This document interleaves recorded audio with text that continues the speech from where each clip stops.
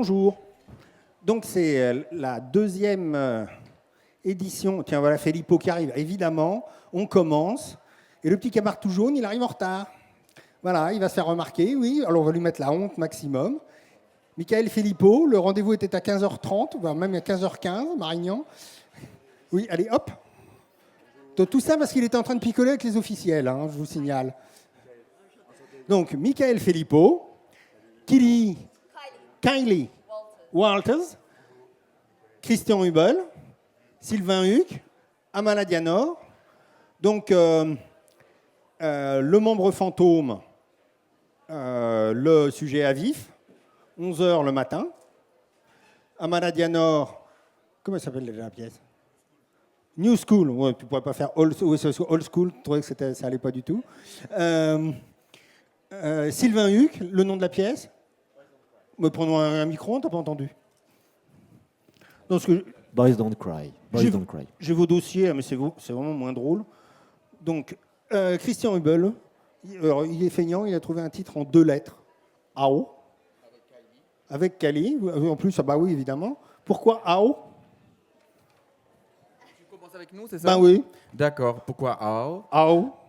Austria? Australia. Voilà, AO. AU. Franchement, Un code pays, très simple. Et on est tout le temps confronté à des codes pays, hein. FR, PL. Non, mais Surtout dans les programmes de danse, c'est toujours ton nom et ton pays. T'as vu le côté, côté chorégraphe feignant quand même? Feignant, hein, le moins possible. Hein. Ouais, non, je sais pas. Énigmatique. Non, en fait, on est tombé sur ça un peu dans les recherches. Voilà. On a trouvé ça rigolo parce que en fait, ça vient d'un fait divers avec des courriers postaux qui devaient arriver en Autriche et sont arrivés en Australie parce que le code était AU partout. Et donc, du coup, il y avait cette inversion et ça déclenchait. On trouvait ça sympa, c'est court, c'est efficace. On aime bien les choses efficaces. Toi, tu aimes bien les choses efficaces. Moi, j'aime bien les choses délicieuses. Donc... D'accord. Donc, du coup, tu ouvres une bouteille. Voilà. Et ça va faire pouf. C'est le truc. Donc, en fait, j'ai décidé que pour chaque rencontre... Non, ça va, j'arrive à faire tout. Tu sais, c'est un métier. Hein. C'est multi. T'as qu'à voir un peu. Donc, j'ai décidé que non seulement j'allais vous faire découvrir des danseurs, mais j'allais vous faire découvrir des pinards. Parce que, dans le fond, dans Brillat-Savarin, il est dit que... l'abus de danse provoque l'augmentation de la température du corps, d'où la consommation de boissons alcooliques pendant les soirées. Donc voilà, on va déguster toutes les rencontres, on dégustera un pinard. Ceux qui resteront avec nous, j'ai toujours une deuxième bouteille, on pourra en profiter. Donc ça, bon, les amateurs du coup, là, vous ramenez vos verres un peu. Oui, je sais bien que les deux là du fond, vous avez déjà picolé comme des malades. Sylvain, lui, il a rien eu, donc. Il sort, hein, voilà. Donc, comment ça, tu bois pas? Mauvais français.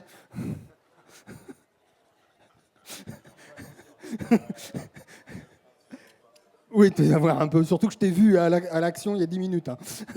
Donc, bien. C'est le château Montfrin. Alors, vous savez que l'appellation Côte-du-Rhône est la plus grande de France, puisqu'elle va du bas de Lyon, hein, des Condrieux. Les Condrieux, c'est ce qu'on appelle les Côtes-du-Rhône Nord, pratiquement jusqu'à la Camargue, voire même dans la Camargue, puisqu'on a des domaines qui sont en Camargue. Et ça, c'est l'un des plus sud, et en plus, l'un des plus occidentales. Parce que les Côtes-du-Rhône, ça franchit aussi le Rhône. Et donc celui-ci, il est quasiment... il est au-dessus du Tavel. Alors c'est un vin bio, le château Montfrin, et vous allez constater à la dégustation, vous verrez à la fin, vous pourrez en profiter, c'est assez étonnant à quel point il peut être frais. On a vraiment l'impression du raisin. C'est une façon de rappeler que le vin, c'est du jus de raisin, et que la vérité du vin, c'est de retrouver quand même, au-delà de tout ce qu'on peut nous raconter, vous savez, sur les tanins sont extrêmement longs, profonds et fondus, non, le vin, c'est d'abord du fruit. Et je milite pour que la consommation de vin soit considérée comme l'un des 5 fruits et légumes par jour. Alors vous voyez, c'est un des avantages des vins bio, c'est que c'est très clair. Vous voyez, c'est très... on a vraiment le... Regardez, tu vois comme c'est joli. Voilà.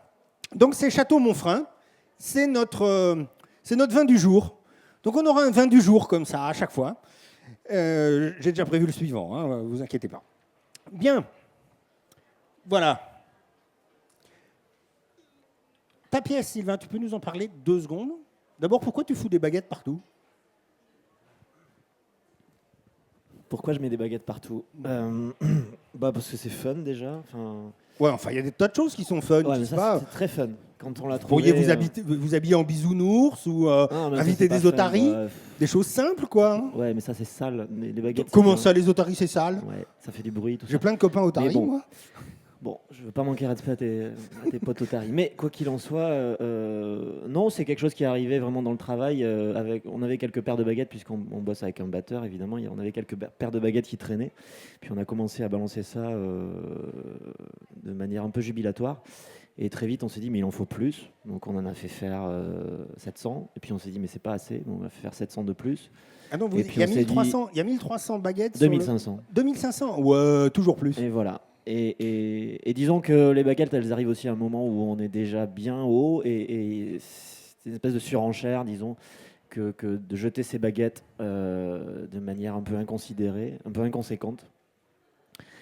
Et c'était aussi un espèce de petit clin d'œil au fait que souvent, moi, bon, sans rentrer dans des clichés, mais souvent en tant que garçon, voilà, on fait des choses un peu sans réfléchir. Super, ouais, on va balancer plein de baguettes, on va les bazarder partout, et après, on est bien embêté parce que le plateau est impraticable, quoi. Et j'aimais bien cette idée de rendre le plateau impraticable, mais malgré tout, il fallait qu'on fasse Tu avec. sais, là, bon, excuse-moi, Kelly, mais vous êtes vraiment en infériorité, les demoiselles. Hein. C'est pas un goût personnel. Hein. J'ai vu la pièce d'Oumaima Mamai, par exemple, à Montpellier, il y a une semaine.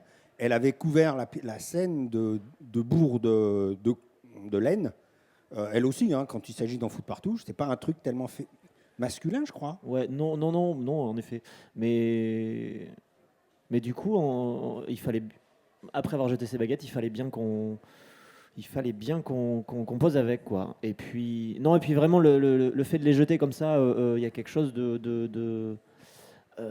oui, de l'ordre de la surenchère. C'est vraiment la course à l'armement, quoi. Et plus et encore plus et encore plus et toujours plus. Et est-ce qu'on peut faire plus? Eh ben oui, on peut faire plus. Et quand on en a balancé 700, eh ben non, il en reste, on en remet. Parce que la pièce, donc c'est un duo plus un batteur, et elle est titrée Boys Don't Cry. Et qu'est-ce qu'il y a de si spécifiquement masculin dans cette façon de vouloir toujours aller upper, au-dessus? Alors, ce projet, j'avais pas décidé de bosser sur cette question-là. Disons qu'on s'est plutôt retrouvé avec l'autre danseur et le batteur dans un studio, plus parce que j'avais recroisé le danseur un peu par hasard, aux Hivernales d'ailleurs. Il ne faut jamais aller aux Hivernales. Non, hein, jamais. On est bien d'accord. Et il se trouve que il se trouve qu'on a décidé un peu de rebosser ensemble sur une petite semaine avec le batteur, et à l'issue de la semaine, j'ai réalisé quand même qu'on s'était retrouvés à 3 garçons à travailler. Au plateau, oui. Ouais, et qu'il y avait des choses auxquelles, malgré moi, on met des garçons dans une pièce, et il y a des choses auxquelles on ne pouvait pas échapper, une espèce de challenge, de jeu, de défi, en tout cas, nous, on n'a pas pu y échapper. Après, Et l'hommage à Maurice Béjart, il est volontaire? Ouais. Tu vois de quoi je parle? Ouais. C'est quoi? Effectivement, c'est dans quoi? Je sais plus, mais... Le Sacre du Printemps, 1900? Ouais, c'est ça, voilà. 1959. Ouais. J'étais pas né. Moi non plus. Ah bon? Et alors, c'est pas une excuse? Ah Oui, je sais. Ah, je croyais. Non, j'ai été vieux très jeune. Mais non, 1959, Sacre du Printemps. Tu l'as vu où, l'image? Photo de ce fameux danseur, comment s'appelait-il? George George Donne. Donne, exactement. Jorg Donne. Voilà, exactement. Il est argentin. Ouais. Non, oui, ça c'est... Ça t'a marqué? Cette image-là, pas vraiment, mais ça me faisait marrer de remettre ça au milieu, dans ces espèces d'impacts. Pour nous, c'est d'abord des impacts, d'abord des espèces de provocations. Pour lui aussi, hein, tu sais que Ce qui est assez marrant, c'est que cette citation, elle est vraiment très rapidement, puis on passe, et puis je pense qu'on peut très très bien voir la pièce et l'apprécier sans la noter. Hein, Michael? Ça va pas? Mais en même temps, c'est exactement le sens. Dans le sacre, il s'agit bien de la rivalité entre les mâles. Oui, comme je disais tout à l'heure, c'est une chose à laquelle on n'a pas pu échapper. Enfin, on s'est rendu compte, non, on n'a pas pu échapper, quoi. Une espèce de tout de suite de rivalité qui était très bon enfant et très, très joyeuse, très jubilatoire, mais qui est arrivée, quoi. Et j'avais pas envie d'occulter ça, de le mettre de côté, de l'ignorer. Voilà. Mmh. Tiens, passe ton micro à Malay, il est en train de s'endormir, on va le réveiller. C'est quoi old school? Si tu fais new school, Bien sûr. c'est bien qu'il y a old school. Donc c'est vrai. quoi old school? Alors, old school, en fait, c'est l'ancienne génération des danseurs, de danseurs hip-hop, en fait. Aujourd'hui, sont classés comme étant old school en comparaison à la new school. C'est qui? C'est des danseurs comme moi. Qui ont commencé... Toi, old school? Moi, je suis un old school, bien sûr. Attends, je rêve. Je fais partie de la deuxième génération des danseurs hip-hop, pour le coup, et du coup... Maintenant arrive la nouvelle génération et pour ces jeunes-là, moi je suis un vieillard, je suis un Oui, c'est sûr que dinosaure. t'es papa depuis 3 ans, alors évidemment.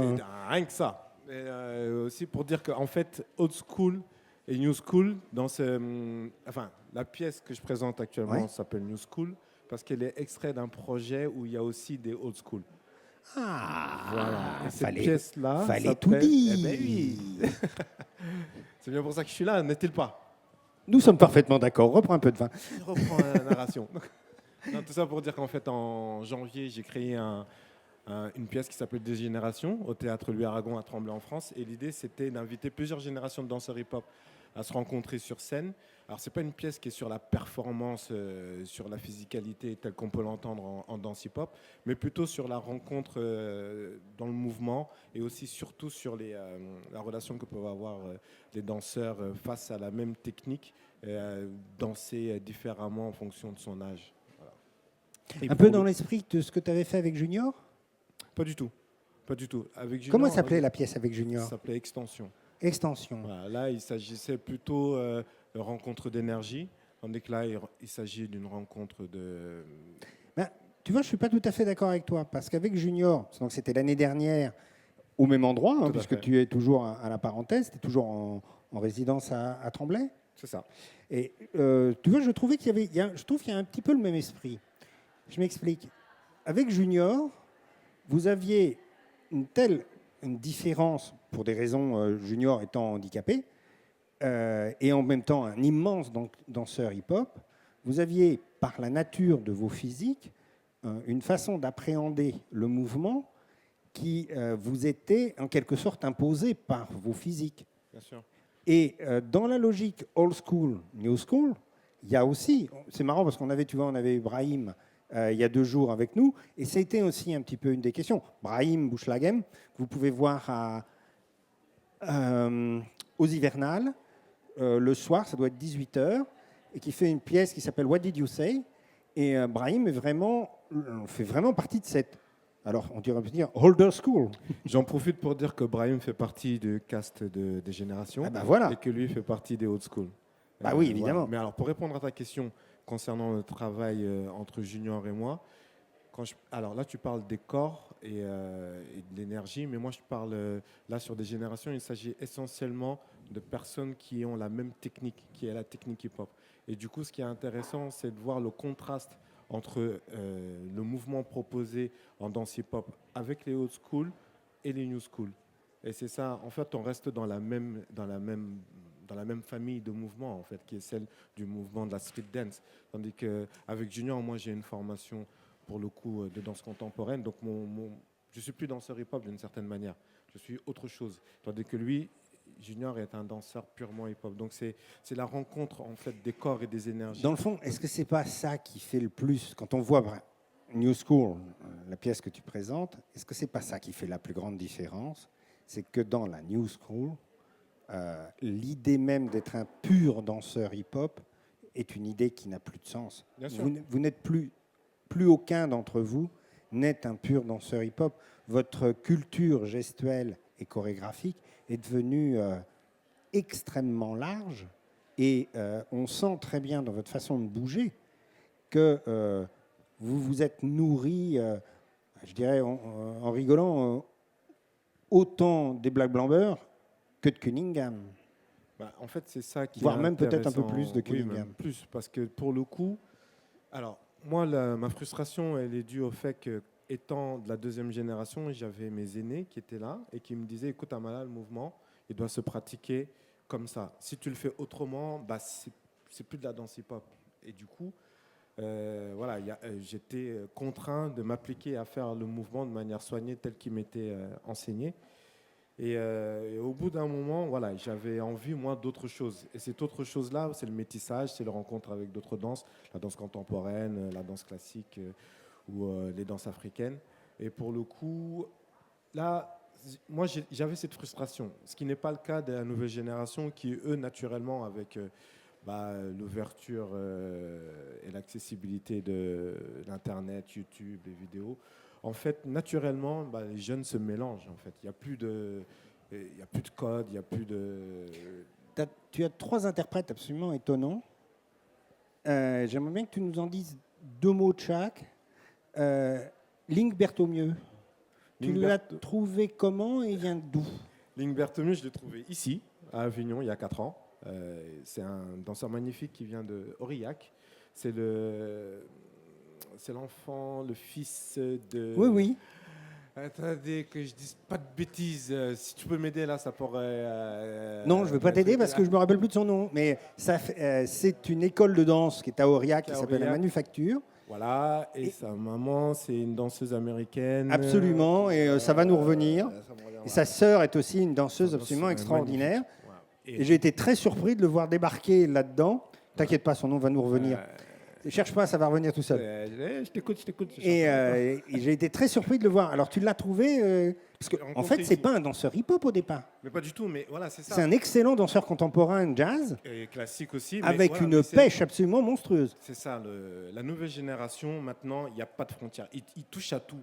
En faisant de la danse hip-hop, ils font de la danse classique, ils font de la danse contemporaine, ils font de la musique, ils chantent, ils font des habits, ils composent de la musique. Voilà, c'est ça. Ils sont partout. Et du coup, c'est ce partout-là que je trouve intéressant de recentrer à un endroit qui est celui de la scène. Et Sandrine Lescourant, parce que là, je ne suis pas sûr que je connaisse. Sandrine, j'ai pas en vu fait, encore. elle, son nom de scène, c'est Mufasa.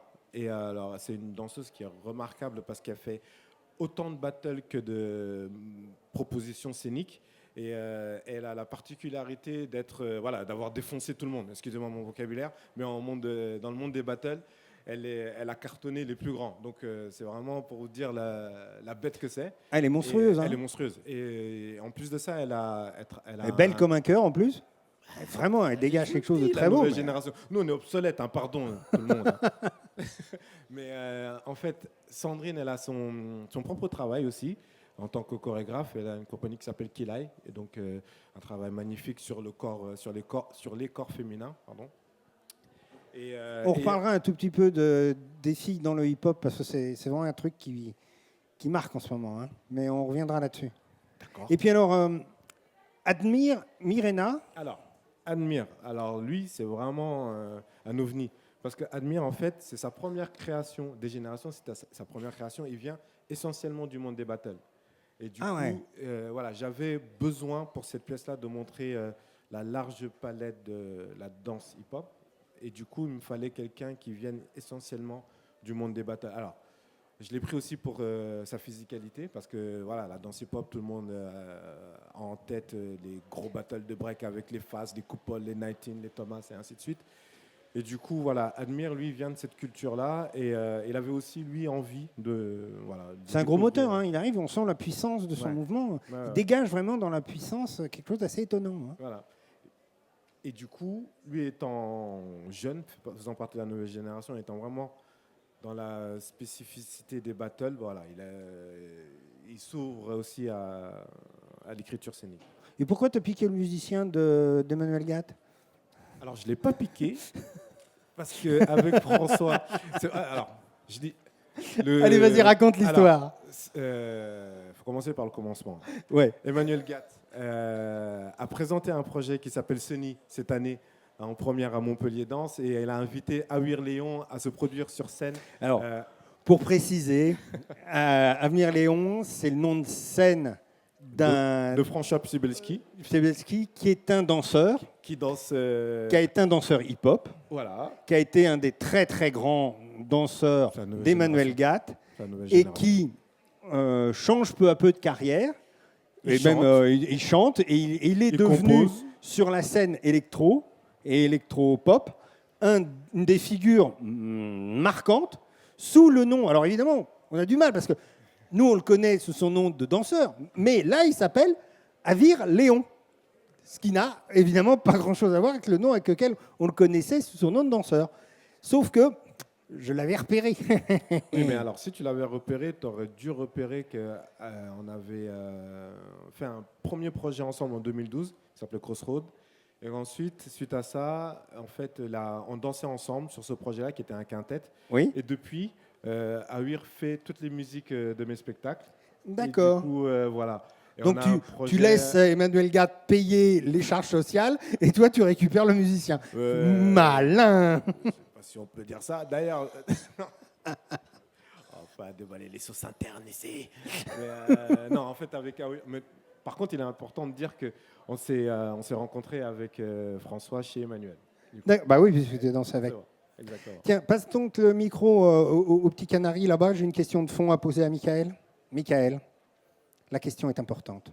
Je t'écoute. Avec ou sans raisin? Pardon? Avec ou sans raisin? Le Couillard farce. Il y a deux écoles. Il y a l'école avec raisin et il y a l'école sans raisin. avec raisin. Choisis ton camp. Avec ou sans raisin? Ça, c'est quelque chose d'extrêmement fondamental. Hein. Non, mais- Nous sommes au cœur du débat. En fait, tu te réfères au texte qu'on a écrit qui fait 2 lignes Oui, pour présenter Membre Fantôme, donc la pièce. on ne rigole pas avec le Couillard farce. Alors, On dit- pour ceux qui ne fréquentent pas la gastronomie bretonne, le Couillard farce, c'est un pot-au-feu où on mélange essentiellement de la viande de porc et des boulettes de sarrasin. Et là, il y a deux écoles. L'école des riches, c'est-à-dire en gros les porcs, où on met des raisins secs, et l'école des pauvres, c'est-à-dire les autres, où on met pas de raisin. Donc, avec ou sans raisin? Alors, moi, je ne savais pas qu'on mettait du raisin, donc du coup, j'avais compris avec ou sans raisin. C'est ce que tu as compris, hein? Ça, c'est son côté toujours vérifier que la salle va être pleine, travailler à la recette. C'est son côté off. Bien qu'il soit dans le in, il est off encore. Très. Non, mais je n'en ai jamais mangé. Enfin, j'en ai mangé 3 dans ma vie du Kikafars. Et c'était toujours sans raisin. Voilà. Ah ben voilà, Ça c'est dit. c'est essentiel. Bon, alors le membre fantôme, 11 heures, sujet à vif. T'as un drôle de comparse, dis donc. Hein. Tu sais ce que c'est que la définition du gentleman? Non. Tu vas la dire. A gentleman is a man who can play pipe, but do not. Un gentleman, c'est un homme qui peut jouer de la cornemuse, mais qui ne le fait pas. Tu es accompagné de quelqu'un qui n'est pas un gentleman, je te le signale. Tu nous racontes un peu maintenant? Ce qu'on fait, Oui. alors déjà, les sujets à vif, enfin, je résume. Hein, aujourd'hui, c'est la rencontre, c'est un mariage entre 2 artistes issus de disciplines différentes qui sont amenés à faire qui sont 2 auteurs, mais qui doivent être sur le plateau et présenter un projet qui fait maximum 35 minutes dans le jardin de la Vierge. Voilà. Et en fait, avec Erwan, donc mon partenaire s'appelle Erwan Kiravec, c'est un sonneur, un joueur de cornemuse. Il se trouve qu'on avait déjà travaillé sur une forme en amont, il y a quelques années, une sorte de forme un peu performative. Et ensuite, Alors, du coup, Je Stéphanie... t'interromps un tout petit peu dans le cadre des biportraits ou ou bien dans le cadre des Alors, biportraits on avait ou appelé pas ça biportrait Erwan K. Mais Ouais, donc dans le cadre du projet biportrait. voilà. Alors, je continue pour expliquer. Le projet biportrait de Michael, il s'agit pendant un long moment. D'ailleurs, au départ, c'était plutôt photographique, hein, ton travail. C'était de faire non pas un autoportrait, mais un double autoportrait avec quelqu'un que Michael avait choisi. Alors, il y a eu un prêtre, il y a eu un danseur de danse traditionnelle bretonne. Il y a eu comme ça un certain nombre de gens. C'était ça le projet biportrait. Donc Erwan, tu l'as rencontré initialement au cours d'un projet biportrait. Alors en fait, c'est même lui qui m'a proposé de travailler ensemble. Il avait une sorte, c'était le théâtre le CD, à Lorient, Le Grand Théâtre de Lorient. le théâtre de Lorient, dirigé par Éric Vignier, qui proposait une sorte de carte blanche à Erwan. Erwan venait de voir justement le duo avec le curé dont tu parles. Mhm. Et du coup, il m'a proposé qu'on travaille et qu'on présente quelque chose au bout d'1 jour et demi de travail. Ah, ça fait court. Hein. Pour lui, c'était long. Pour moi, c'était court, mais pour lui, c'était... Généralement, quand il fait des duos avec des chorégraphes, c'est vraiment sous forme d'improvisation. Et là, du coup, on a travaillé 1 jour et demi, on a présenté quelque chose, et voilà. Et c'était la naissance de la rencontre, on va dire, avec lui. Quand La SACD, c'est à toi qu'ils ont demandé ou c'est à lui? c'est à lui, dans un premier temps, et ils lui ont proposé moi. D'accord. C'est français ce que je dis, ouais. Oui, t'inquiète Et- pas, de toute façon, on s'en fout, c'est breton. Et en fait, il a ri parce il a répondu à Stéphanie Aubin, donc qui marie les couples des sujets à vif, que nous avions déjà travaillé ensemble. Donc, mon nom est parti. Voilà, tout seul, quoi. Et puis, quelques mois plus tard, ils me l'ont proposé. Et puis, avec Erwan, on a chacun de son côté dit à Stéphanie qu'on avait très envie de travailler ensemble. Et je crois qu'on a été lourd, en fait. Mais du coup, ça a permis... Non, Enfin, mais c'est Stéphanie bien. nous a dit- De temps en temps, il faut vouloir. Comme voilà, ça. exactement. Et Stéphanie nous a dit, face à votre désir, Allons-y. allons-y. Voilà. Donc le duo est né comme ça. Et on a... Mais après, comme c'est un temps qui est très court, nous, on a pu travailler 15 jours ensemble. Et- Enfin, on a travaillé... En fait, on a travaillé quelques jours à Paris. Et ensuite, je suis allé chez lui à Pont-Scorff.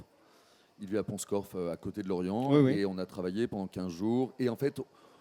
Et je pense que le duo qu'on fait transpire ça, c'est-à-dire qu'on n'a pas simplement été dans un studio pendant 15 jours, mais je dormais chez lui, donc on allait chercher Achille, son fils, à l'école tous les midis pour faire à manger, etc. En fait, je dormais chez lui, et du coup, ça a aussi, je pense, cristallisé l'endroit de notre rencontre et je sais pas si on appelle ça de la complicité, mais en tous les cas, le rapport. Tu peux qu'on nous chanter le entretient. début de la suite armoricaine?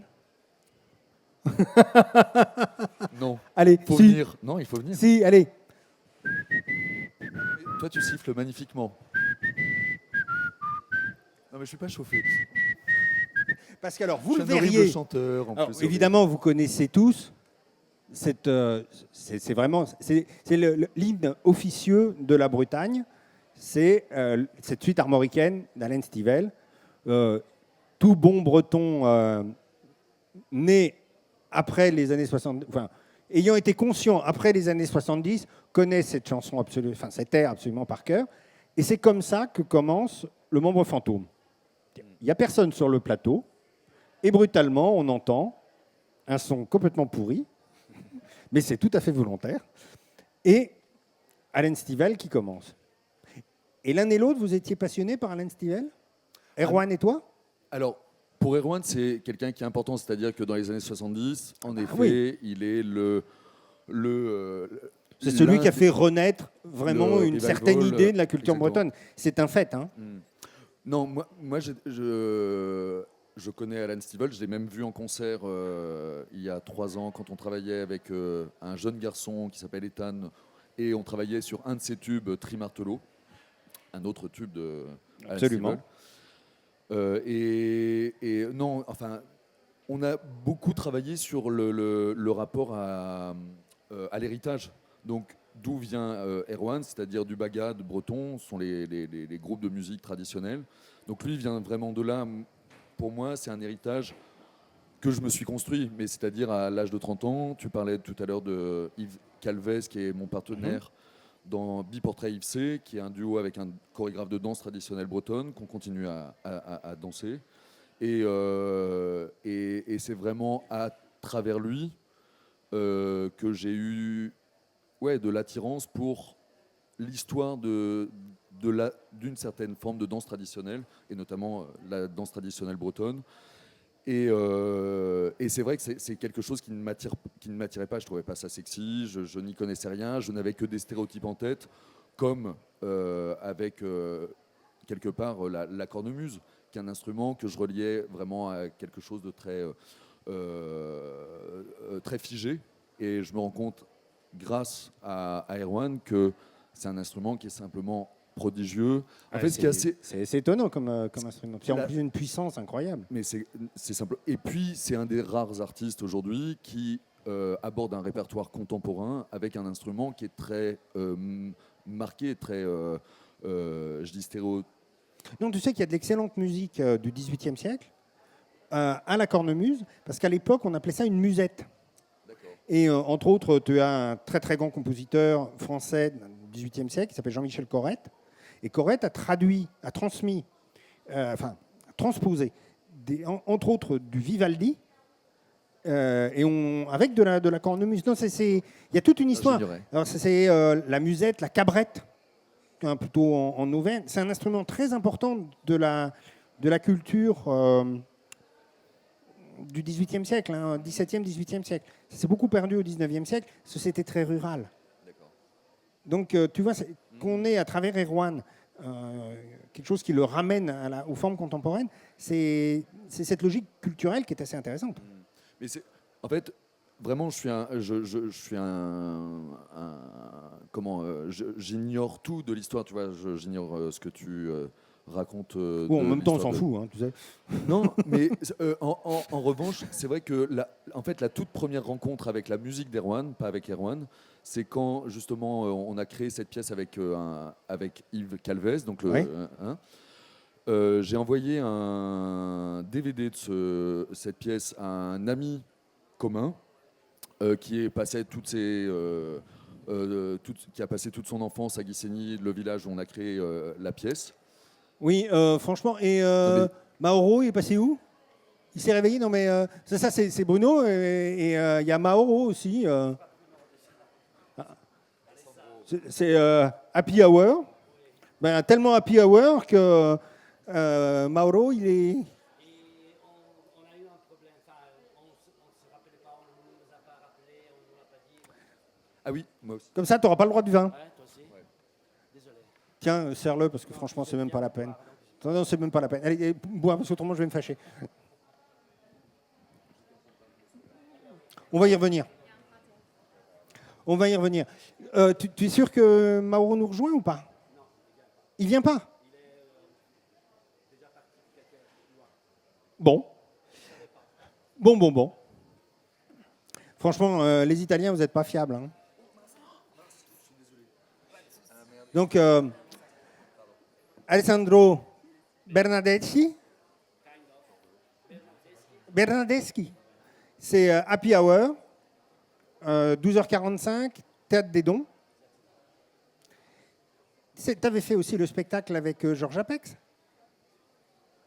Donc, on va parler aussi du spectacle de Georges Apex. Ça apprendra à Mauro de ne pas être là. Bien fait. Tu as un excellent vin bio. Tu verras, c'est un Côte-du-Rhône très sud et très léger, qui ne tape pas du tout. Comme il est bio, il fait pas mal à la tête. Christian, avec Michael, on parlait des questions de ce rapport à la tradition, à la façon dont la tradition est vivante. Dans le fond, ton travail avec Kili, c'est vraiment ça. C'est comment, dans les corps, comment les traditions ont fini par rentrer dans les corps. Est-ce que ça peut s'échanger? Est-ce que tu pourrais apprendre à Kili réellement à danser une valse viennoise, une vraie? Est-ce que tu pourrais apprendre à Kili à danser vraiment la valse viennoise? Le Pardon. Fasching, ce Si on serait- voulait le faire, on pourrait le faire, mais au début, on a commencé comme ça d'ailleurs dans la création. On est passé par toute cette phase, telle qu'elle, avec des talons, avec la super robe de Sissi et tout ça. Et au fur et à mesure, on est passé par autre chose, parce qu'en fait, dans le projet, en effet, on travaille sur deux, on va dire, deux socles, donc qui est la valse viennoise ou la polka, qui est une danse traditionnelle autrichienne, et les danses aborigènes en Australie. Et donc, on a creusé ces deux traditions pour en créer une autre identité. Voilà. En même temps, dans ton parcours à toi, je poserai exactement la même question à Kili juste après. Dans ton parcours à toi, Oui. les danses dites de salon et de société, c'est quelque chose de fondamental. Oui, je viens de là, en fait. Bah oui. J'ai rien à voir avec la danse contemporaine. Hein. Si, maintenant, oui, mais j'ai fait mon parcours un peu d'abord sur glace, patinage artistique, et après, j'ai en effet pratiqué beaucoup les danses sportives, danses latine-américaines et standards, hein, pendant très très longtemps. Et je me suis un peu formé au mouvement et au partnership and all this stuff dans ce domaine-là. Parce qu'il y a plein de choses La rythmicité, elle est très forte, la rigueur est très forte. Voilà, c'est une autre approche. Voilà. Et après, j'ai rencontré la danse contemporaine. En même temps, cette formation en danse de société, et puis en particulier, et puis la valse en particulier, c'est un travail qui est vraiment sur la verticale. Le corps doit vraiment avoir une tenue verticale absolue, et tout va travailler à partir de ça. Je trouve qu'il y a une contradiction, mais totale, avec le travail de Kili et avec ce qu'elle propose, qui est beaucoup plus ancré sur le sol, ne serait-ce que la première pose qu'elle prend. Bah oui, c'est les danses aborigènes. C'est C'est danses aborigènes. C'est ça l'opposition qui était intéressante. Et on sent que dans les corps, c'est pas simplement une question de tradition comme ça, de choses, c'est vraiment incorporé dans le corps. Comment on fait pour échanger quelque chose qui soit aussi profond? Est-ce qu'on abandonne quelque chose de soi? On abandonne toujours quelque chose de soi, non? Pour se rapprocher de l'autre. Hein. Parce qu'il faut qu'on s'adapte. Après, on le reprend d'une manière ou une autre, instinctivement. Mais à un moment donné, on doit laisser des choses pour, je ne sais pas, creuser autre chose qui peut-être à l'extérieur de nous ou étranger. On y trouve des choses et après, on revient. On ne le laisse jamais complètement. Quand on quitte un pays, on ne le laisse jamais complètement non plus. C'est la même chose. Tu penses, Kelly, qu'on ne laisse jamais complètement? C'est une question super intéressante en ce moment, parce qu'on le retrouve explosé dans le politique. Voilà, c'est très intéressant, cette repli sur soi, quand en fait, il faut plutôt aller vers les gens. Mais oui, il y a des choses... Moi, je suis informée, même si, voilà, clairement, comme je dis au début du spectacle, je suis blanche. Mais en même temps, je suis très formée par... toute la culture indigenous, aborigène en Australie, surtout que j'étais née dans les années 70, 70, où il commençait à avoir un vrai retournement, on commençait à avoir des land rights, on dit. Il y avait Gough Whitlam qui était Premier ministre en Australie, et il commençait à avoir une reconnaissance justement des droits de terre des aborigènes. Et ça commençait là, mon nom Kylie, c'est en fait, ça veut dire boomerang. C'est un mot aborigène. Et toutes les filles des années 70, un peu blanches, tu vois, qui avaient des parents un peu peut-être sympathiques à cette idée. Avancé. En fait, non, alors Kylie Minogue, elle est née années 70, 70, excusez-moi, comme moi. Alors, il y a toute une génération qui s'appelle Kylie ou Kili, et c'est un boomerang qui revient. Alors, ça, c'est intéressant. Aussi, l'idée de... fait le cercle. Mais c'est clair que, comme tu as soulevé avant, on a trouvé ça très intéressant, qu'il y a la verticalité, mais surtout cette idée que ça doit glisser, ça doit être tellement smooth, le valse viennoise, qui est l'opposé de masser le terre, en fait. Voilà, il y a beaucoup de stamping, c'est un autre concept complètement. Tu sais qu'il y a une très très belle pièce de Jerry Killian, consacré aux aborigènes, qui s'appelle Stamping Ground. Ouais.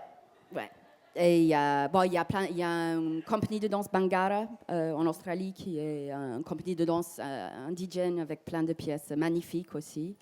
Mais moi, je me sens assez, très influencée, en tout cas. Tout ça, j'avais plein de potes et tout ça. Et,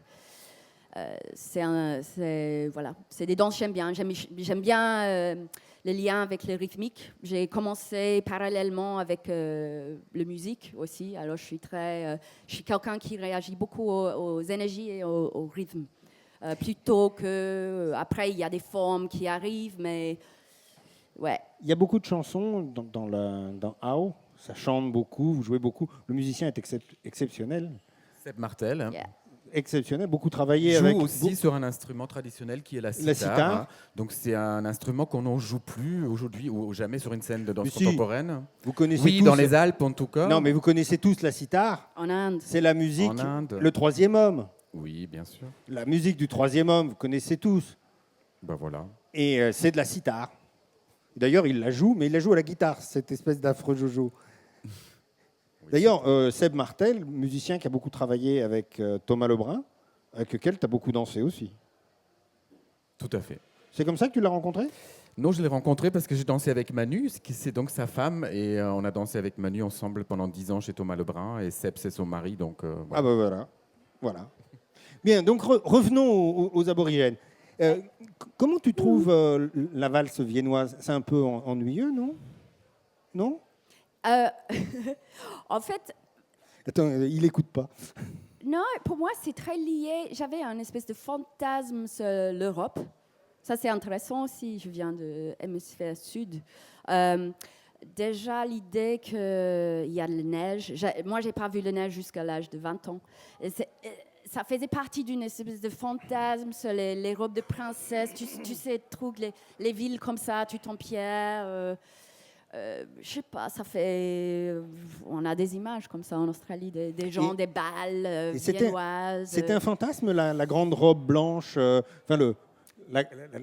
fausse robe de mariée que tu portes à la fin ? Pas forcément pour moi, parce que moi j'ai vu aussi dans l'autre contexte où les femmes étaient obligées de porter ces genres de robes en Australie, où il fait 43 degrés l'été, et tu avais les premiers settlers européens qui étaient complètement inadaptés à le paysage australien. Et il y a plein de photos où on voit des femmes habillées, et c'est complètement en décalage avec ce qu'elles doivent vivre en vérité.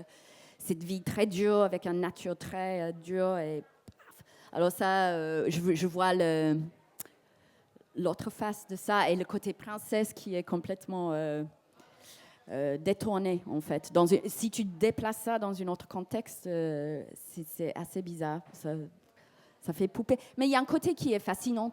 Déjà, c'est la matière. J'ai un grand cap qui est très... ça vole. Voilà, son attirance. Alors, tu as appris les danses aborigènes, Christian ? On l'a échangé ensemble, oui. On s'est envoyé des références mutuellement dans la recherche en amont. Donc, on a étudié un peu les danses aborigènes ensemble, et on a étudié aussi la danse valse ensemble. Plein de valses différentes, et on a fait une sélection.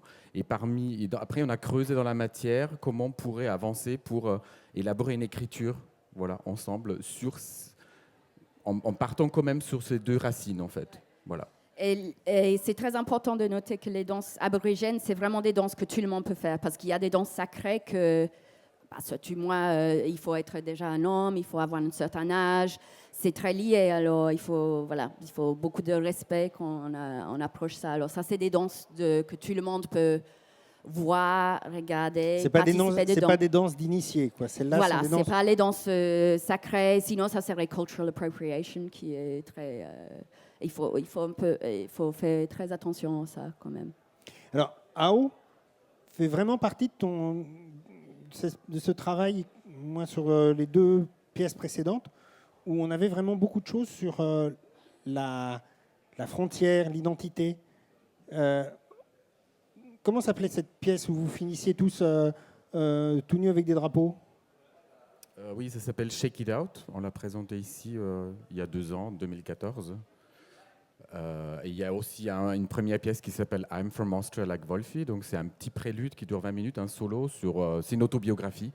Il y a déjà un drapeau présent, voilà. Donc ça commençait comme ça. Et au départ, tu vas rire, c'est une commande du CDC Danse à Lille de Thomas Lebrun et Catherine Dunoyer, c'est Gonzac, où ils invitent des chorégraphes étrangers qui vivent en France d'aborder un peu leur parcours et aussi d'où ils viennent, voilà. Et donc ce travail est né aussi un petit peu par cette commande, et ça s'est développé comme ça. D'accord. Et en même temps, avec Kylie, ça fait très longtemps qu'on se connaît. Moi, j'ai toujours envie de travailler avec elle. Je pense que c'est... Voilà. Et donc, bon, ça ne s'est pas fait. On s'est connus depuis 10 ans. Et... Vous vous étiez rencontrés comment? Dans le cadre de danse contemporaine? Pas Dans la vraiment. vie, dans la ouais. life, ouais. Parce que moi, j'ai beaucoup travaillé en Suisse. Bon, pas tout, mais... et moi, j'ai traîné à en Suisse. l'époque, Christian, il était là. Alors, voilà, c'est toujours... Voilà, via des amis, mais très naturellement, comme suivant les belles rencontres. C'est un peu... Moi, je suis très... Voilà, j'aime bien l'énergie de quelqu'un. Je creuse un peu. Après, je ne sais pas le parcours forcément, mais c'est plus un humeur, un truc d'énergie qui... Tu voulais dire quelque chose, Sylvain? Je t'ai vu qu'il nous faisait un petit signe. J'ai cru que c'était ça. Ah, pardon. Non, c'est ta maman qui passait? Ah bon, pardon. Cette notion de frontière, d'identité, dans Happy Hour, Alessandro, dans Happy Hour, vous parlez énormément. Quand vous faites la pièce en dehors d'un pays francophone, parce que vous êtes installé on l'a fait en anglais, on l'a fait en italien et on l'a fait en espagnol, c'est tout. Et ça suffit? J'espère qu'avec l'anglais, quand on était en Lituanie, on ne pouvait pas la faire en lituanien. Parce que... Petit joueur. Voilà.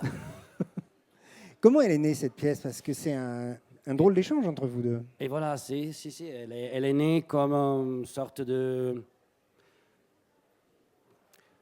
résultat de 20 ans de travail ensemble, Mauro et moi. On avait envie depuis un moment, on s'est toujours croisés comme interprètes chez différents chorégraphes. Et à un moment donné, quand on a fait tous les deux ensemble plus ou moins la cinquantaine, on a dit mais pourquoi on s'est fait un cadeau? Pourquoi pas? Et donc on s'est fait ces duos qui parlent de nous, de Mauro et de moi, sans... Voilà. Alors la pièce, elle commence par un interview. Ça commence avec une présentation d'abord. On est un peu loin, mais je peux faire comme dans la pièce, je pars dans le coin. Parce que dans un moment comme ça, ils discutent et puis brutalement, ils partent. Alors, je me suis dit que pendant l'interview, j'allais lui faire le même coup. Alors il faudrait danser, parce qu'en fait, c'est la danse qui nous happe quelque part dans une diagonale et on commence parce que la danse est plus fort que la parole et on revient vers la parole, si on veut, par exemple, interpréter comme ça. Mais avant ça, avant l'interview, on commence à se présenter au public comme bonjour, je suis Alessandro Bernardeschi, moi je suis Mauro Paccagnel, on est des amis, enfin je pourrais refaire et on raconte un peu comment est née l'idée de faire Happy Hour.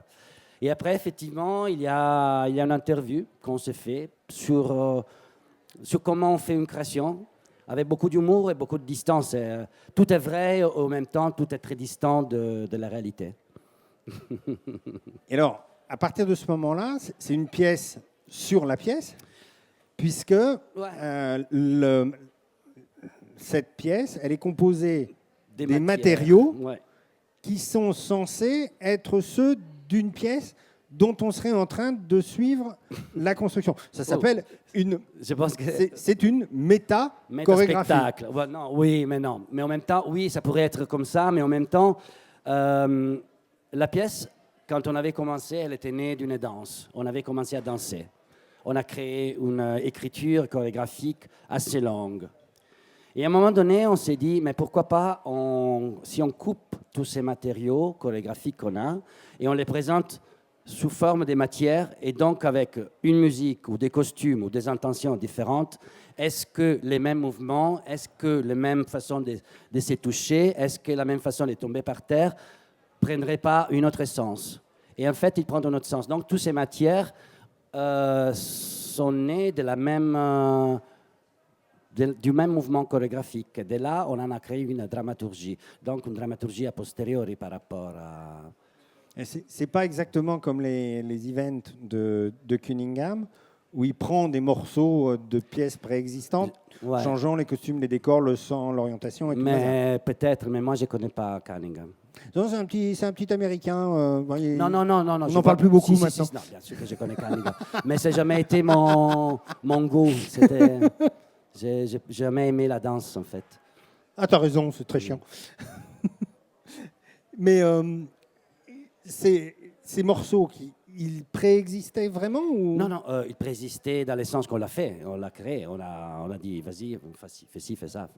Parce qu'il y a toute la partie autobiographique. Oui, sur, après, on avait envie de se raconter comme, par exemple, il y a des moments où on raconte de nos expériences des adolescents, très adolescents dans l'Italie de la fin des années 70, 70, où d'un côté, par exemple, Mauro, très protégé par sa famille, et moi, entre les deux, dans le sens que j'avais envie d'être dans la politique active du mouvement extra-parlementaire communiste, et en même temps, j'étais tout enfermé dans ma pièce, en cachette, à danser à Mandalire. Oui, effectivement, c'est peut-être pas politiquement correct. Pourquoi pas? En même temps, à cette époque-là, Mandalire était, pour moi, jeune homosexuel d'un village. Et on disait qu'elle était un homme. C'était très transgressif. À l'époque, oui, et pour moi, en tout cas, oui, il était. Donc, j'étais amoureux d'elle, j'avais tous ses albums. Alors, on a remis ça, on a fait un mix entre la politique et Amanda Lear. Enfin, et avec mon adolescence. Il y a quand même une particulière, parce que l'idée d'un méta-spectacle en danse, c'est extrêmement courant. Toutes les comédies musicales ne sont que des spectacles d'un spectacle en train de se faire. Le troisième acte du Lac des Cygnes, le troisième acte de Coppelia, qui n'a jamais dansé, tout ça, c'est des spectacles dans le spectacle. Donc, toute la logique est en méta-spectacle. Donc, c'est pas très... J'étais pas très surpris, c'est pas très original, ça. En revanche, ce qui devient un peu plus pointu dans votre travail et qui pose pas mal de questions, c'est que non seulement c'est un méta-spectacle, mais c'est une méta-danse. C'est-à-dire que c'est aussi une danse sur la danse. Par exemple, au début, quand tu jettes les pétales rouges dans un côté très... c'est de la baie. Ah, parce que tu vois, c'est bien ce que tu dis, parce qu'après, moi je pense en général, quand une œuvre est faite, l'œil de celui qui la regarde a toujours raison. Tu vois un truc, c'est ça. Moi, j'ai jamais pensé, par exemple, au C'est de la baie. Il y a d'autres gens qui m'ont dit, j'adore ces moments de pétales, c'est une citation de la Sacre du Printemps d'Épinal. Non. Pour moi, elle est née, c'est pas des pétales, c'est du sang et je me suicide. Oh bon, ça peut être c'est de la baie, hein. Oui, ça peut être c'est de la baie, pourquoi pas. Si on veut, oui, ça peut être c'est de la Non, baie. mais à la fois dans la gestuelle, dans le rapport à Mauro, qui à ce moment-là il fait son concert. fait la musique. Oui. Ça s'appelle concerto, là. Concerto. C'est vraiment un fonctionnement qui évoque très clairement les Flamands des années 90. Hein. Que je dois dire? Non. Tu peux dire non. Non, je peux dire que, je te répète, si tu vois ça, tu es libre de voir ça, c'est bien. Parce que la charge d'un écrivain, de quelqu'un qui écrit sur la danse, c'est d'avoir plein de références qui après il peut intégrer dans son discours. L'œuvre de l'artiste, moi j'ai pas pensé, mais peut-être, tu sais, moi, j'ai 50 ans, donc j'ai commencé à regarder la danse il y a 30 ans, et à un moment donné tu regardes, comment dire, j'ai lu tous les livres, la chair est faible, et tu redonnes tout ça. La chair est triste, hélas, et j'ai lu tous les livres. Voilà, quelque part, tu vois, et donc tu redonnes tout ce que tu as dit, tout ce que tu as regardé sans le savoir et sans t'en apercevoir dans toute ta carrière. Rien ne se crée, tout se transforme. Donc à un moment donné, peut-être, je ne sais pas, il y a quelqu'un qui dit « Ah, c'est bien la référence à Jérôme Bel que vous faites », mais on n'y a pas pensé. L'une des difficultés, tu n'y as pas pensé, Mauro n'y a pas pensé, ou vous n'y avez pas pensé. C'est-à-dire que dans ce travail à deux, comment ce jeu de référence,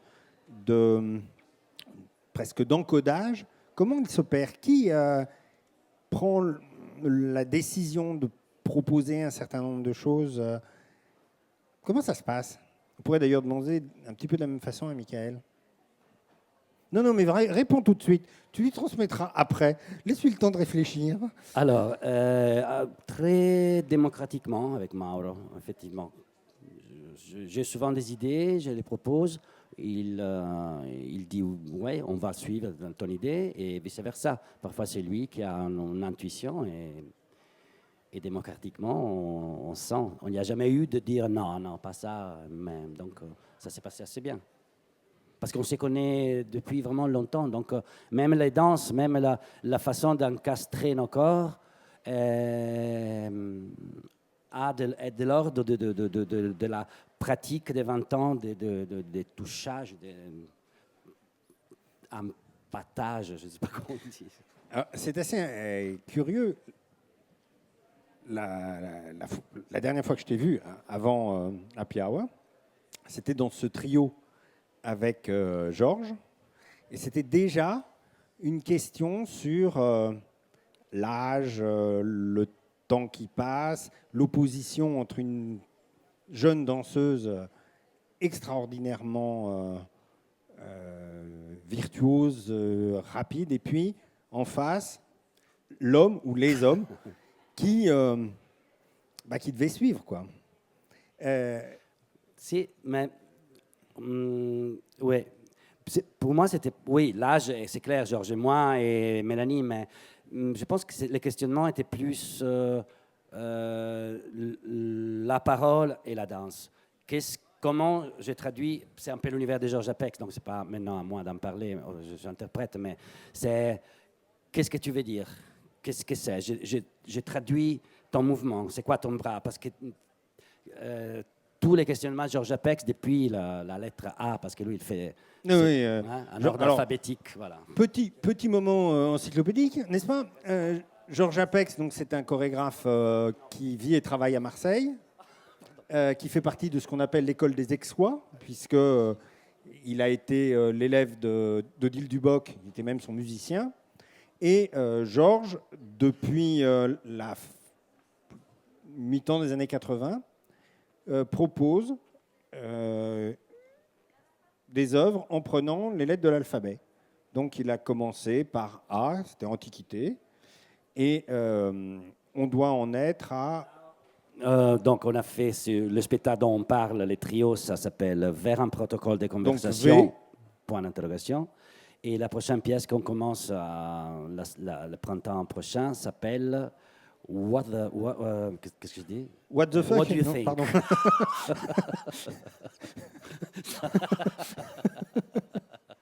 What do you think? What do you think? Donc, lettre W, il va bientôt à la retraite, je pense. Non, parce qu'il m'a dit qu'à partir du moment où il arrivait à Z, il reprenait à A, mais AA. Ah, ok, A, andouillette. Okay. Voilà, on peut en mettre 5. Donc là, on en était donc à V. N'empêche que c'était la jeune fille qui dansait et qui avait quelque chose d'une vitalité... Elle a 36 ans. Quand même, impossible à rattraper. Et vous, on fait partie de la même génération. Et on se disait, mais bon sang, faut s'accrocher quand même. Hein. Alors, l'âge, quand on arrive à ce type de travail, est-ce que... non? Si, non, parce que je dois participer dans une semaine à un débat. L'âge, voilà, vas-y. Dis-nous ce que t'en penses. 2 fois de suite. Eh ben vas-y, fais tout de suite le débat, on aura gagné du temps. Vas-y. Alors, je dis ce que j'ai préparé pour. Non, pas complètement. Alors, je dis seulement ça. Je pourrais te parler d'une chanson de Brigitte Fontaine qui dit quelque chose. Je suis vieille. Le nougat? Hein? Non. Mais je t'ai dit ça un peu plus intelligemment, je pense. Alors, je t'ai dit ce que Pasolini, on lui a demandé. Il a dit que quand on vieillit, on est beaucoup plus serein. On est beaucoup plus serein parce qu'on a moins de futur. Parce que quand on a moins de futur, il y a moins d'espérance. C'est-à-dire, à mon avis, j'interprète Pasolini, à un moment donné, tu choisis de vivre les hic et nunc, les maintenant, les ici. Tu ne projettes plus rien loin. Quand tu es jeune, tu dis, on me joue, peut-être ça changera. Quand tu as compris que ça ne changera pas, c'est très bien, c'est là et maintenant. Donc les corps, oui. Moi, je n'ai jamais été... Quand je t'ai dit que c'est pas vraiment ma façon de danser Cunningham, je comprends qu'on pose une question de cet ordre d'un danseur qui cherche la pureté du geste, la dynamique, la force, l'énergie. Alors oui, mais moi, j'ai jamais, depuis que j'ai mes 20 ans, oui, je viens de la danse classique, mais après, j'ai commencé tout de suite à faire de mélange de théâtre corporel et d'autres choses dont l'âge n'a pas vraiment d'importance. J'ai bien répondu. Tu sais quel âge avait le danseur qui a créé le rôle du prince dans le Lac des Cygnes en 1894? Non. Il s'appelait Pavel Gerd et il avait 54 ans. Ah ben voilà, je suis plus jeune que lui, moi. Alors. Ben voilà, tu vois. Tout va bien. Tu sais quel âge il avait, Kazuo, tant qu'il a... ça dépend. Quand il a commencé sa carrière, il en avait 70. Je dis bien commencé. Ben voilà, il était un jeune chorégraphe à l'époque. Non, il n'était pas chorégraphe, il était danseur. Parce que imagine la Argentina, qui est de 76, donc il a pile 70 ans, puisqu'il est 1906. Enfin, il était 1906. Il était danseur d'Hijikata. C'est Hijikata qui compose Imagine la Argentina. Et effectivement, il commence. Alors, il avait été danseur auparavant, avant la Seconde Guerre mondiale. Et puis, il redécouvre la danse après la Seconde Guerre mondiale, à travers son fils, qui était le partenaire de Hijikata pour les premières pièces Butoh. Et c'est à ce moment-là que le fils de Katsuo dit « Mais mon père a été danseur, il avait travaillé avec Kreuzberg, lorsque Harald Kreuzberg faisait les tournées dans le cadre des relations entre le Reich et le Japon. » Donc c'était vraiment lourd. Hein. Ah bah oui, j'imagine. Et 76, il commence, mais vraiment comme interprète. Donc on croit, tu vois, on a encore de la marge. Et Caroline a dit qu'elle voulait danser aussi longtemps que Katsuo Ono. Donc ça lui laisse encore largement 35 à 40 ans devant elle. Caroline Carlson. Ah, oui. Tout va bien. Ah bon, donc du coup... C'est toi qui as posé la question. Moi, ça mais je sais. Mais alors du coup, Amala, old school ou new school ou... Est-ce que ça a un sens du coup par rapport à ces questions de danseurs qui peuvent, au bout de 50 ans, retrouver quelque chose dans le mouvement, fonctionner différemment? Comment ça... Ça se pose parce que à un certain temps, on se posait la question de la physicalité du mouvement. Et tout le monde se disait jusqu'à quand ils vont pouvoir faire ça. Et aussi à l'époque, les techniques d'échauffement en danse hip-hop, elles n'étaient pas aussi abouties que ça pouvait l'être en danse classique et en danse contemporaine. Donc la préparation physique, elle était discutable, on va dire, et par rapport au mouvement proposé. Et du coup, de tourner sur la tête ou bien de faire des coupoles, voilà, ça interroge sur la capacité de le faire à un certain moment. Moi, aujourd'hui, il y a des mouvements que je ne peux plus faire parce que mon corps n'est plus disponible. Mais par exemple, sur le projet des générations, il y a donc Gabin qui a 50 ans. Gabin Huissier. Gabin Huissier qui a 50 ans. Alors, Gabin Huissier, c'est vraiment une... On peut dire que c'est une légende de la danse hip-hop. Réellement. Oui, je confirme. Et du coup, lui, il a toujours justement cette faculté de pouvoir faire les mouvements qu'il faisait il y a 30 ans. Et du coup, c'est là où ça devient intéressant pour le coup, parce que toutes les interrogations qu'on peut se poser sur les limites du corps face à un mouvement qu'on peut définir à une certaine forme de jeunesse, eh bien, on se rend compte qu'avec l'art et la pratique, et puis aussi, je sais pas, l'entraînement régulier, c'est quand même possible. Donc, en réalité, il n'y a pas de new school ou d'old school, il y a juste des danseurs et des interprètes avec leur préparation et leur corps, en fait. Bah oui, c'est ça, il n'y a pas de... Il y a pas dans l'absolu, parce que lorsqu'on est en train de danser, moi, vous parliez de Caroline Carlson ou de je sais pas qui. Katsuo Ono. Voilà. Moi, j'ai dansé avec, je suis monté sur scène avec Françoise et Dominique Dupuis. à l'époque avaient 80 et 82 et tous les deux étaient d'une tonicité encore sur scène et ils tenaient plus le coup que nous en tant que danseurs. Donc voilà, je ne sais pas ce que... Et tu vois, en fait, ce qui est assez intéressant, c'est que pour les danseurs, la question de l'âge ne se pose pas. Pour les autres, elle se pose. C'est les spectateurs qui posent aux danseurs la question de l'âge. Ce qui fait que l'une des démarches qui avait été vraiment passionnante, et hélas, ça a été arrêté, c'était ce que Jerry Killian avait créé quand il avait créé le NDT 3.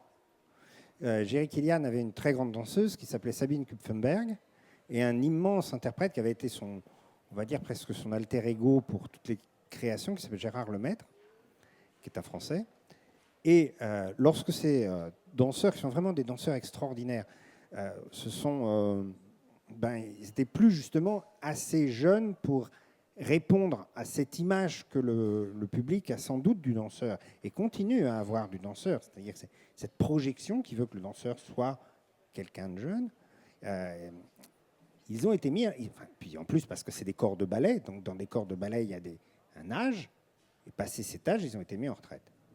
Killian trouve, dans ces années-là, c'est mi-temps des années 90, tu vois, il trouve que c'est pas normal. Et il avait créé une compagnie junior qui s'appelait le NDT 2. Et là, il créait le NDT 3. Et voir Sabine Kupfenberg danser Silent Cry, Cri silencieux, sur une musique de Debussy, chorégraphiée par Killian, je veux dire, tu te poses absolument jamais la question de savoir si elle est jeune, vieille, c'est simplement bouleversant. C'est absolument extraordinaire. Et le NDT 3, c'est vraiment une expérience. Donc, si tu peux voir des images de ça, c'est totalement bouleversant. Et c'est vrai que cette question de la jeunesse, c'est une question qui est posée par le public et pas posée par les danseurs. Moi, pour le vivre, mes parents me demandent jusqu'à quand je vais danser. Pour eux, ils s'inquiètent de mon futur, de se dire, voilà, mais tu danses, mais à bout d'un moment, tu ne vas plus pouvoir. Qu'est-ce que tu vas faire après? Ouais. Donc, ils sont dans ces inquiétudes-là.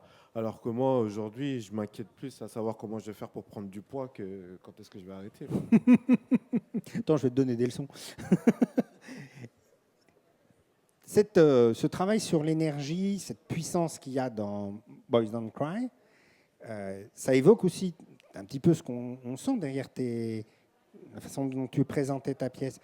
Il y a quelque chose de cette projection d'une certaine jeunesse sur le plateau? Je dirais pas jeunesse, mais en effet, il y a une espèce d'exaltation d'une vitalité, d'une vie, d'un truc du corps qui est de l'ordre du pulsionnel, quoi. Vraiment, ouais, ça je peux pas. C'est quelque chose dont je peux pas me défaire, moi, encore. Je sais pas si je suis le plus jeune ici. J'en ai 37 moi au compteur. Mais bon. Michael, tu un petit. Ah ouais, il y a bataille. Bon, je sais pas. Puis Malard, t'es pas. Non, c'est do. Bon, enfin, bref, peu importe, mais en effet, ça parle de ça. Ouais, ça parle. Oui, ça parle de ça. On a quelque chose de c'est proche, quelque chose que moi, pour l'instant, j'ai pas réussi à. J'arrive pas à mettre à distance le corps. Je me sens tenu comme ça, d'en éprouver. Et Boys Don't Cry, c'est bien ça. Pour moi, c'est une espèce d'épreuve. Alors pas au sens douloureux, mais c'est puisque Boys Don't Cry, ça parle de la masculinité, malgré tout, c'était effectivement éprouver cette masculinité par la dépense physique, par ça, par la sueur, par les larmes qui sortent un peu partout. Mais cette vitalité-là, j'ai pas pensé à la jeunesse, j'ai pas pensé à l'âge, c'était pas du tout dans mes préoccupations, en tout cas. Mais voilà, c'est ce mot-là qui me vient là, vitalité, espèce d'élan de vie, de niaque, dont je peux pas me mettre de côté, quoi. Voilà.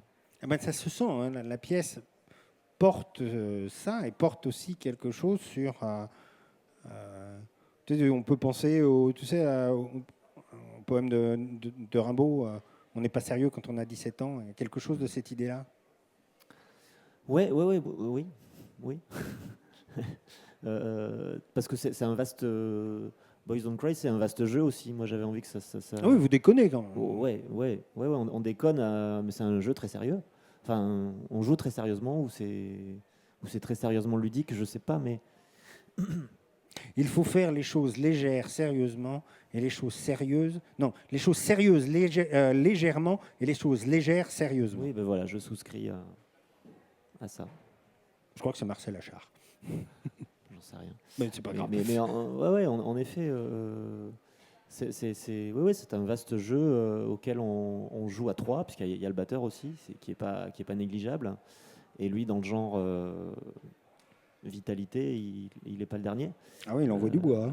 Voilà, donc c'était... Pourquoi vous mettez le volume sonore aussi puissamment, aussi puissant, aussi fort? Alors, c'est un peu... Alors, en fait, disons que comme la batterie est équipée de ce qu'on appelle des triggers, ce sont des petits capteurs... Des triggers. C'est un mot barbare anglais qui signifie... Trigger? Qu'est-ce que ça veut dire? Triggers. Yeah. Ça veut dire quoi?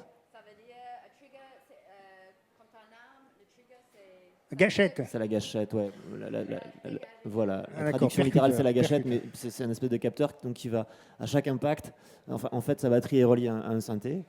Et à chaque impact, il a la possibilité d'associer à la fois le son de la batterie à un son synthétique. Voilà.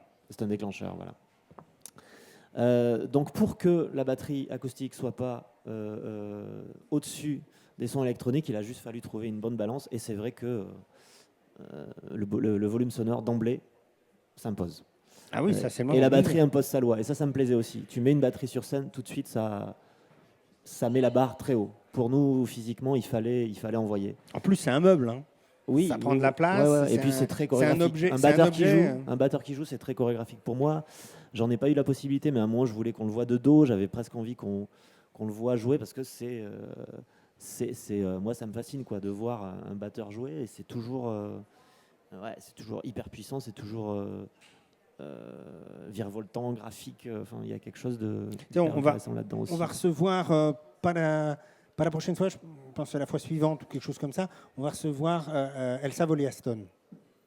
Alors pour ceux qui ne voient pas Elsa Voliaston, d'abord c'est une figure de l'histoire des hivernales, parce qu'elle a fait partie de la première semaine de la danse des hivernales en 79.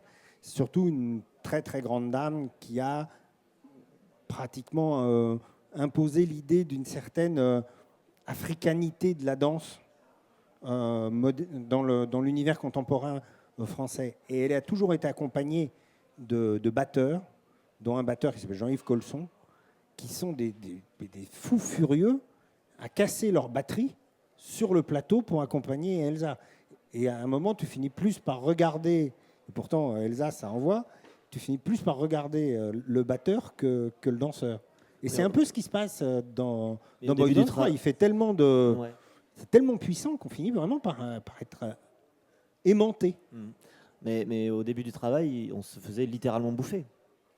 Ça ne m'étonne pas. Littéralement bouffé par la batterie. Il a fallu qu'on prenne notre place, qu'on trouve notre place. Comment on lutte? Comment on lutte? C'est Boys Don't Cry, c'est la réponse. Quoi. Il faut venir voir pour... c'est là où il y a du jeu, c'est là où il y a du ludique. Ok, il fait ça, il nous propose ça. Bon, alors on va s'y coller, quoi. Et donc c'est une espèce de jeu à 3 comme ça qui est à la fois le rapport que j'ai avec Pierre-Michel, l'autre danseur, le rapport que tous les deux on a avec le batteur. Voilà, c'est une espèce de circulation à 3 là qui nous impose à chacun à la fois de répondre à la puissance physique déployée par les corps, par le son. Et je reviens aux baguettes, et à un moment, ça suffit pas. Tout ça ne suffit pas, il faut... C'est un jeu de force. Aussi, ouais, c'est aussi ça. Il y a Kelly qui chasse. Continue. Ouais, c'est aussi ça, ouais. Mais ouais, c'est vraiment quelque chose c'est une chose je l'ai vu très vite, je l'ai assez vite identifié, c'est une chose à laquelle on n'a pas pu échapper, quoi. Alors j'aurais pu dire non, c'est bon, on va éviter ce cliché-là de la masculinité, Et je me suis dit, ben non, pourquoi pas, faisons avec. Même si il n'y a pas que ça dans la pièce.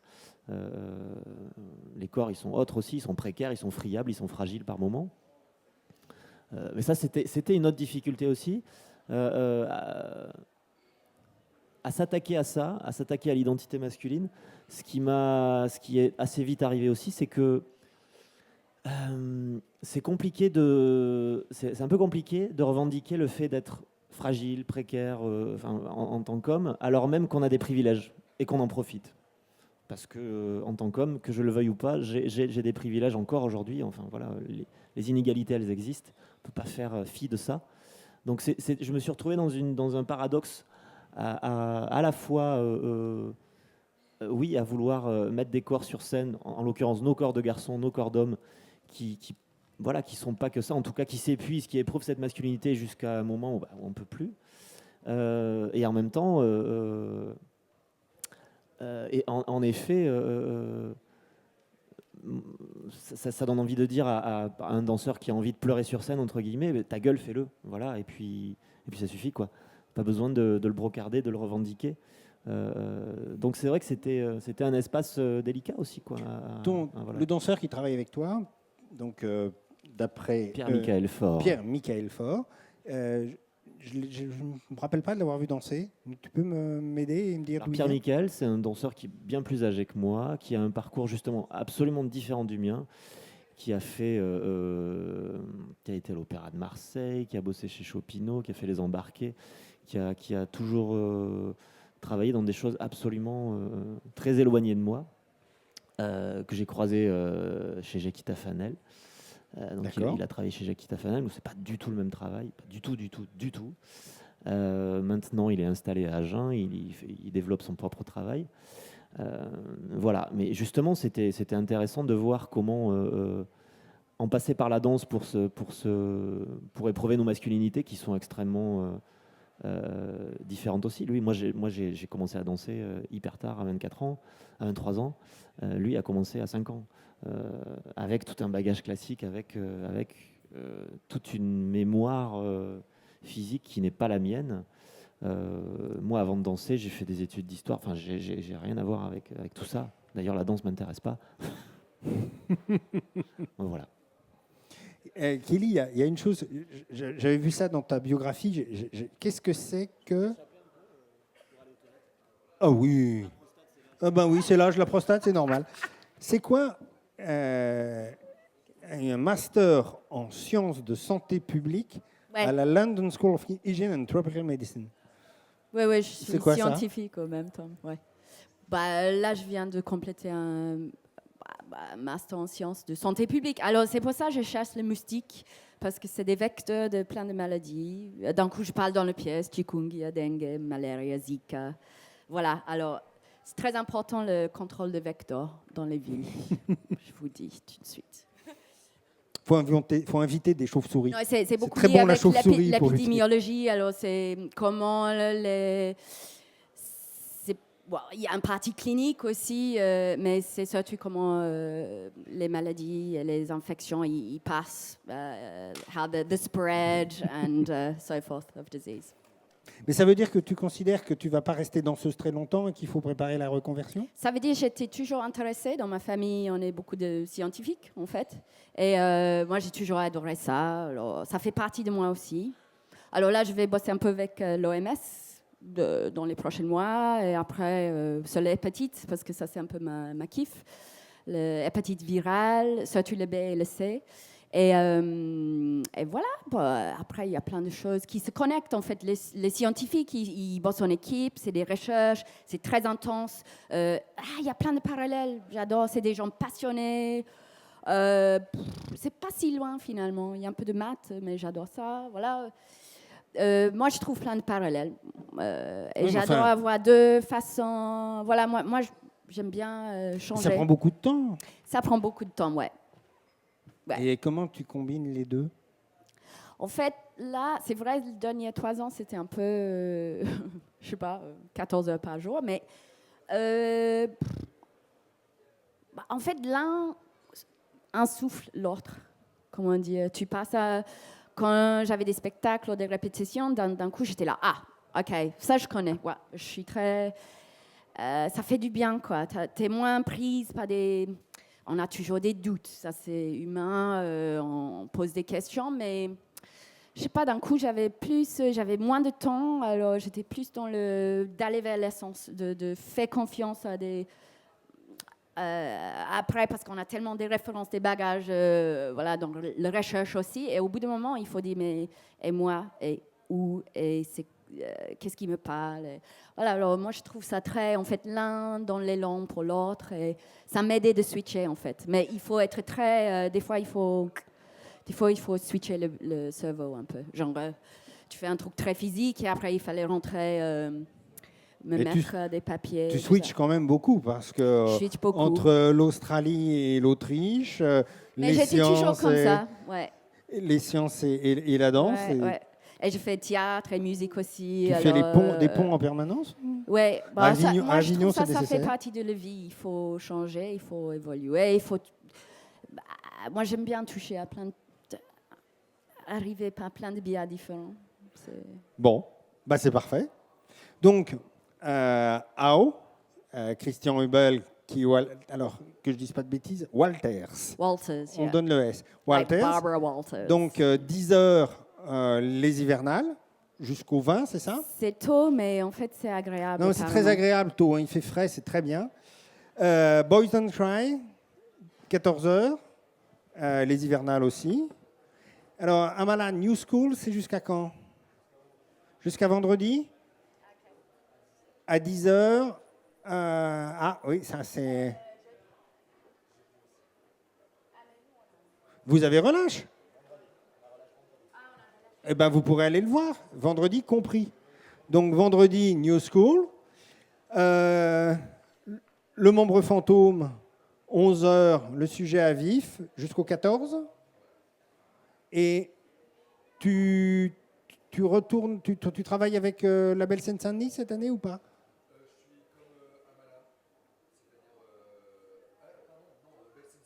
Non, d'accord. Non, mais c'était une question. Hein.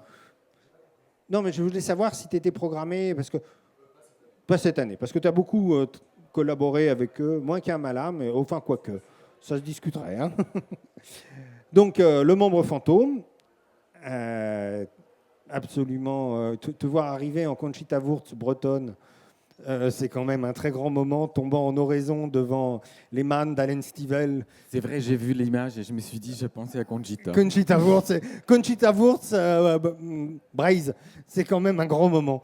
Et Happy Hour, 12h45, Théâtre des Dômes, tous les jours jusqu'au 27, même pas de relâche? Demain, c'est la relâche. Ah, d'accord.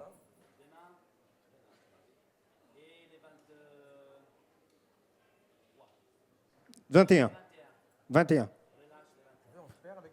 Oui, non, mais ça devient sportif. Hein.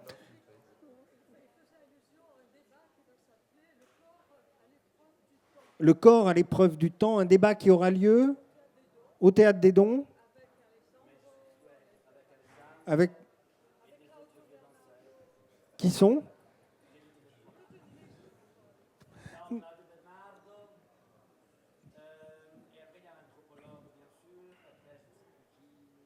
Il n'y a pas un micro parce que... Non, c'est parce que c'est enregistré.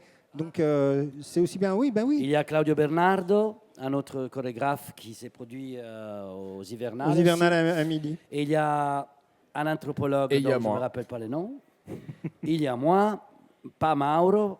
Il n'y en a qu'un de nous deux. Et après, je ne sais plus. Il y aura d'autres gens peut-être. C'est moi, oui. Ah si, une autre danseuse, ex-danseuse. Oui, je fais partie. Pardon. On ne se connaît pas, donc je ne savais pas. Donc c'est normal. Voilà. Et lui? Moi, je suis le plus jeune des vieux. Ah, ça. Bon.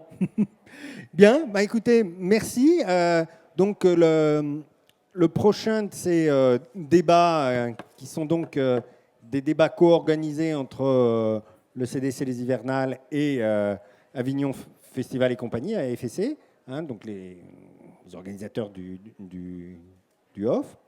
Et puis avec l'aide, la complicité du Festival IN, qui nous envoie des chorégraphes ou pas. J'ai eu un petit mot, merci Virginie, m'annonçant que Traja Larel était malade et qu'il nous demandait de l'excuser. Donc il est tout excusé et ça va être tant pis pour lui parce qu'on va continuer à boire sans lui. Si vous voulez goûter le Château Monfrein, vous êtes invité à vous approcher. Vous inquiétez pas, il y a ce qu'il faut. Merci, à la prochaine fois.